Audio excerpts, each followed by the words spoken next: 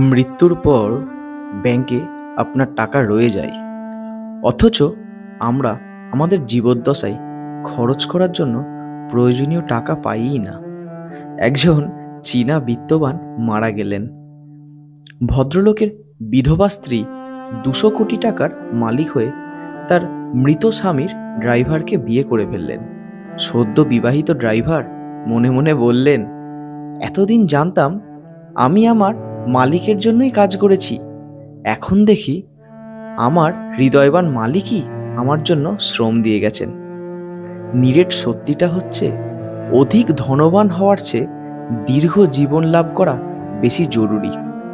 তাই অধিক ধনবান হওয়ার জন্য অবিরাম শ্রম না দিয়ে দীর্ঘ এবং সুস্থ জীবনযাপন করার চেষ্টা করা উচিত আমাদের সকলকে, এবং আমাদের নিজেকে সেভাবেই গড়া উচিত।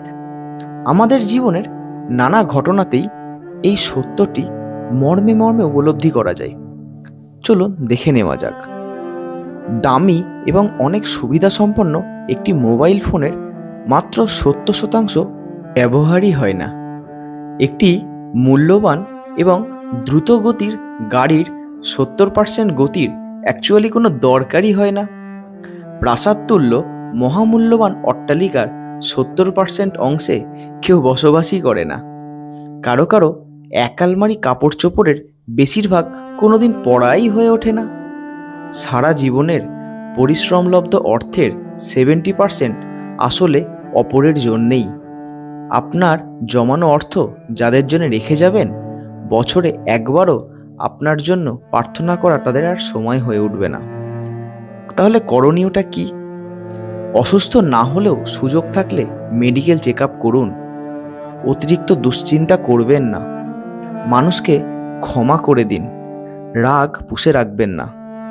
মনে রাখবেন, কেউ রকচটা মানুষকে পছন্দ করেন না, আড়ালে আবডালে পাগলা বলে ডাকে। পিপাসার্ত না হলেও জলপান করুন।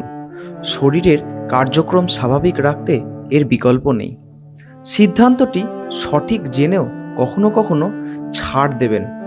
যত বয়সী হোক না কেন আর ব্যস্ত থাকুন না কেন, জীবনসঙ্গীকে মাঝে মাঝে নিরিবিলি কোথাও নিয়ে হাত ধরে হাঁটুন।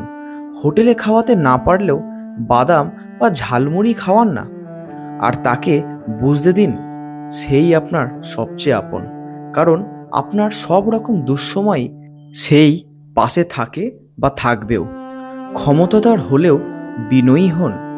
সুযোগ পেলেই পরিবার পরিজন সকলকে নিয়ে সামর্থ্য অনুযায়ী নিজের দেশকে, এমনকি ভিন্ন দেশকে দেখতে বেরিয়ে পড়ুন। ধনী না হলেও তৃপ্ত থাকুন। মনে রাখবেন, সকল ধনী লোক কিন্তু মানসিক শান্তিতে থাকে না। মাঝে মাঝে ভোরের সূর্যোদয়, রাতের চাঁদ এবং সমুদ্র দেখতে ভুল করবেন না। বৃষ্টি জলে বছরে একবার হলেও ভিজবেন, আর দিনে একবার গায়ে রোদও লাগাবেন। মাঝে মাঝে উচ্চস্বরে হাসবেনও।